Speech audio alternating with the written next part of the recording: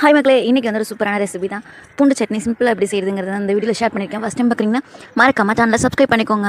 வெங்காயம், பூண்டு, சின்ன வெங்காயம் எல்லாத்தையும் வந்து உரிச்சு வச்சுக்கோங்க. சின்ன வெங்காயம் பாதி, பெரிய வெங்காயம் பாதி எடுத்து வச்சுக்கோங்க. எண்ணெய் வந்து நல்லா காய விட்டு 6-7 வரமிளகாய் போட்டு அது கூட நம்ம வந்து உரிச்சு வச்சிருக்க பூண்டு, சின்ன வெங்காயம், பெரிய வெங்காயம் எல்லாத்தையும் கட் பண்ணி வந்து சேர்த்துக்கோங்க. நல்லா வதங்கினதுக்கப்புறம் உப்பு சேர்த்துக்கோங்க. உப்பு சேர்த்து நல்லா இந்த அளவுக்கு வதங்கினதுக்கப்புறம் நீங்கள் தக்காளி வந்து வெங்காயத்துக்கு சமமான அளவு எடுத்து சேர்த்துக்கோங்க. இது ஸ்டேஜில் கல் உப்பு சேர்க்கும்போது தக்காளி வந்து நல்லா சீக்கிரமாகவே வதங்கிறதுக்கு வந்து ஹெல்ப் பண்ணும். நல்லா தக்காளியும் வதங்கணும். இந்த அளவுக்கு வந்து நல்லா வதங்குற அளவுக்கு நல்லா ஃப்ளேமை வந்து கூட வச்சு வதக்கி எடுத்துக்கோங்க. ஒரு 5 நிமிஷம் நல்லா ஆறினதுக்கப்புறம் ஒரு ஜாருக்கு வந்து சட்னி இந்த இதை மாற்றி நல்லா ஃபைன் பேஸ்ட்டாக அரைச்சி எடுத்து வச்சுக்கலாம். சட்னி நல்லா ஆறினதுக்கப்புறம் அரைச்சா தான் அந்த டேஸ்ட் வந்து கிடைக்கும். நல்லா ஆறினதுக்கப்புறம் அதை வந்து ஒரு மிக்ஸி ஜாருக்கு மாற்றி நல்லா வந்து பேஸ்ட் கன்சிஸ்டன்சி வர வரைக்கும் நல்லா அரைச்சி எடுத்துக்கோங்க.